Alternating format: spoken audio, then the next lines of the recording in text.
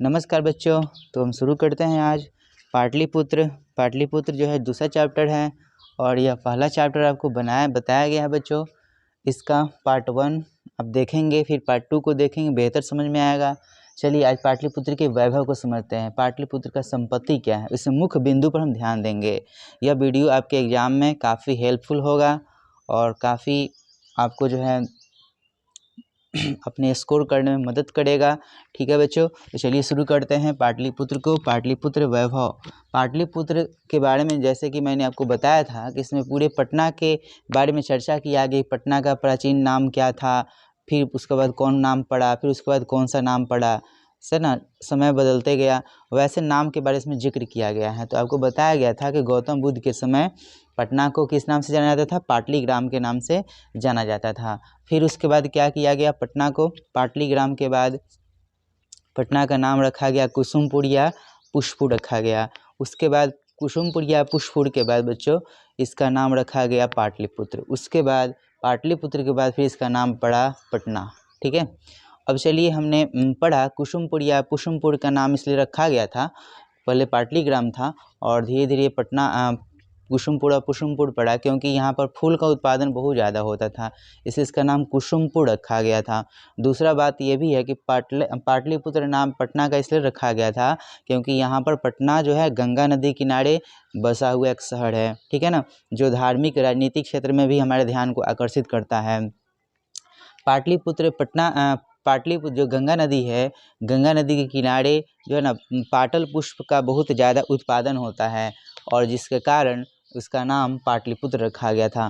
पाटल पुष्प के बहुलता के कारण, पाटल पुष्प बहुत ज़्यादा उत्पादन होता था, इसलिए इसका नाम पाटलिपुत्र रखा गया। ठीक है बच्चों, अब क्या था कि शरद काल में यहाँ पर बहुत सारे त्यौहार मनाए जाते थे। शरद काल में एक बहुत ही फेमस त्यौहार हुआ जिसका नाम था कौमुदी उत्सव। कौमुदी उत्सव शरद काल में मनाया जाने वाला त्यौहार था और यह जो त्यौहार होता था यह दुर्गा पूजा के जैसे त्यौहार होता था। जिस तरह हम लोग दुर्गा पूजा मनाते हैं वैसे ही इस त्यौहार को मनाया जाता है।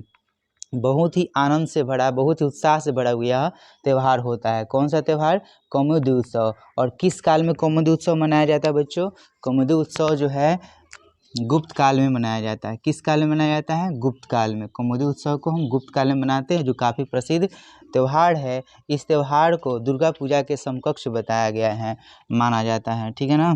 चलिए, मुद्रा राक्षस। मुद्रा राक्षस के लेखक कौन है, विशाख दत्त। पुस्तक है मुद्रा राक्षस, इसके लेखक हैं विशाख दत्त।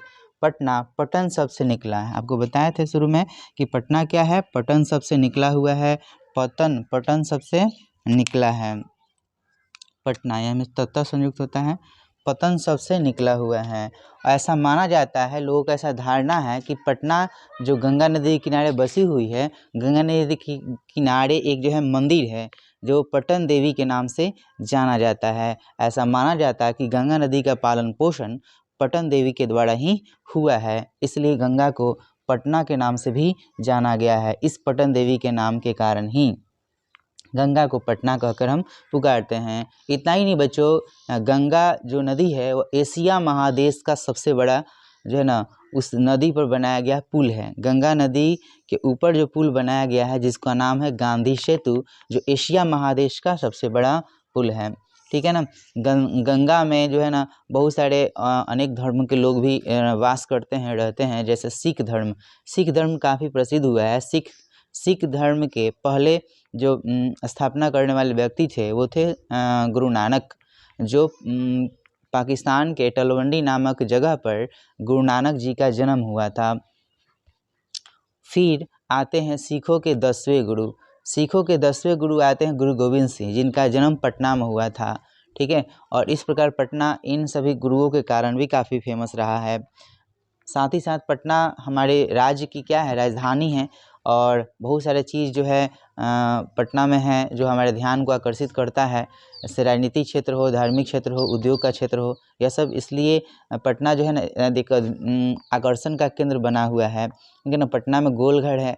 ठीक है ना। पहले अंग्रेज़ों के ज़माने में जो गोलघर हुआ करता था वह अन्न को सुरक्षित रखने के लिए रखा जाता था। जैसे कि मान लिए हमारे देश में कभी बाढ़ आया, सूखा पड़ा, उस इलाके में तो उसको जो है ना बाढ़ सूखा को से जनता को राहत दिलाने के लिए अन्नागाड़ की आवश्यकता होती थी। उस अन्नागाड़ में जो है ना अनाज को सुरक्षित रखा जाता था। जब देश पर कोई विपदा आती थी, ठीक है ना, संकट आता था, तो उस समय अनाज को लोगों के बीच बांटा जाता था, वितरण किया जाता था, ठीक है ना। तो गोलघर जो है काफ़ी फेमस रहा है।